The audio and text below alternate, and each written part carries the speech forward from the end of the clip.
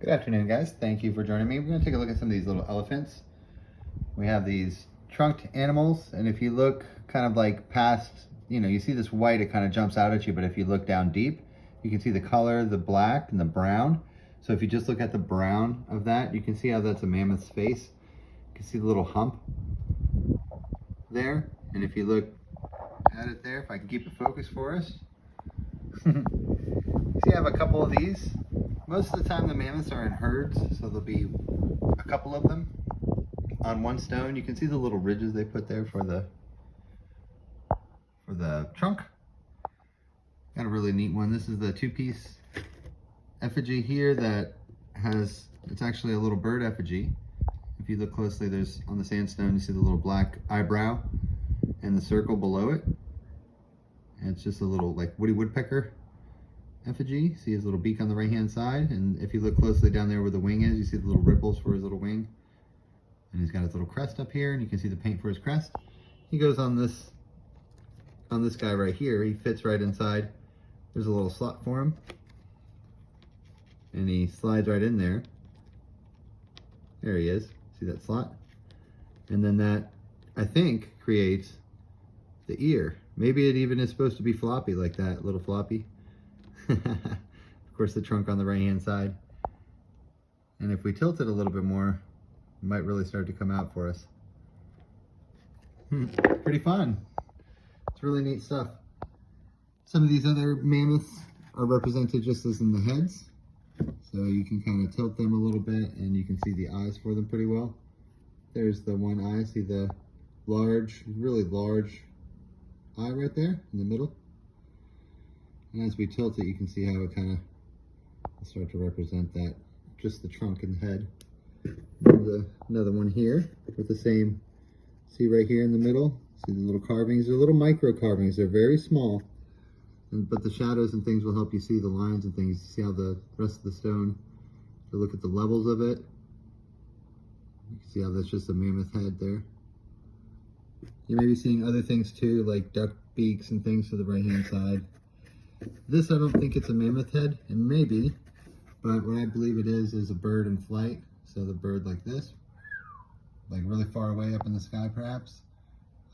That's how creative this art is. It's art, right? So it is interpretive, number one, and it is creative.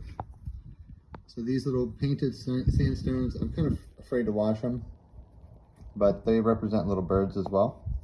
And we've looked at several of these, so we'll go ahead and breeze through quite a few of them real quick just to show you a bunch of examples.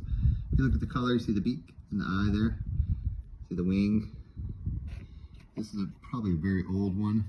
See this one kind of looking away from us. You see how the eye's poking out there and the wing pokes up. Really neat one. And these are also birds in different ways too, so you can put them in different directions and get different birds, but I'm going to show you a bunch of different types of stones. These are all the different types of stones that are out there. There's peach quartz, there's pink quartz. So, you're looking at it, where is it at? Ding, there it is. Right, there's our bird right there. Let's see. Take a look at our chickens with the, like looking back at us, you see the white beak and the eye and the red face. And then show you another one right here. So seeing them in repetition like this is definitely helpful. Even little itty bitty tiny versions of them. You see the paint on this one. All right, let's go ahead and zoom out a little bit and we'll just take a tour around. These mushroom guys also seem to have mammoths on them. Perhaps. I think it's this direction, but I guess that would make sense. The big mushrooms come out of the big mammoth poop, right? If you look closely on this mushroom, you see this square. You'll notice on here the same kind of thing. There's these etchings, right? Hashes. See all these little hashes? This could very well be a tree, who knows? This looks like a tree, for sure. But it also is human portraits and things too on it. It's a lot of different things, right?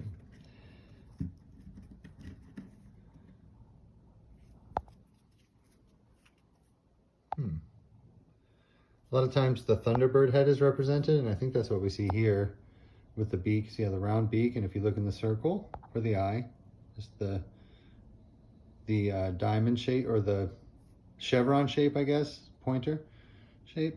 That's what that is. That's I have a couple of these. That's great to see that. So I really like taking these videos with you guys because I spot things that I wouldn't normally spot. And of course, this right side bird here. You see how the round head, what really sets, look at our focus, there we go, so you can see the details for the eye. It really sets it off for me, and there's different eyes. There's poked out eyes, there's painted in eyes. And as we tilt it, you'll see like that black spot is probably the best represented. And the round head and the little beak poking out.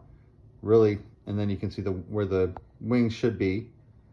You know, those things pop out at you. And then there's always those ripples at the tail there, as we see in a lot of the other ones. Really neat one. You got to be really careful with this one. This is the first one that I realized that there were faces on stones when I found this. This is the one that convinced me. Seeing these things in person is really, but what happened, I think it was this side, it had like that Mount Rushmore face on it. And I was like, yeah, for sure, it has to be. And so this was actually the very first one, and the crystal pack in that. And these, you know, I mean, you can see the lines and things like the diamond. Yep. Really like this one because it's got those pokey lips, and it's fun to move around. The other side's better. So you see how the jawline comes out, and then the nose, and of course those little lips really poke out. I love this one. And then watch this. Turns into a laughing face, or like somebody else with an open mouth with a poked up nose. And now look at all how that's the hair up on top. See how the one level of the face, like from here to here is all her face. It's all one level. And you see how the color changes. The red comes in. And if you look up there, you see those lines.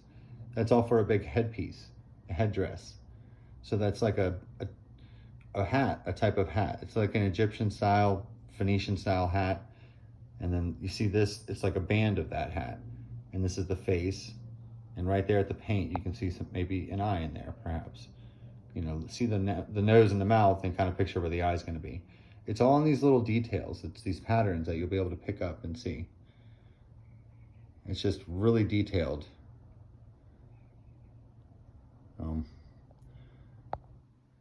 I hope you guys have a great day. Thank you for joining me for this one. I'll see you again. Bye-bye.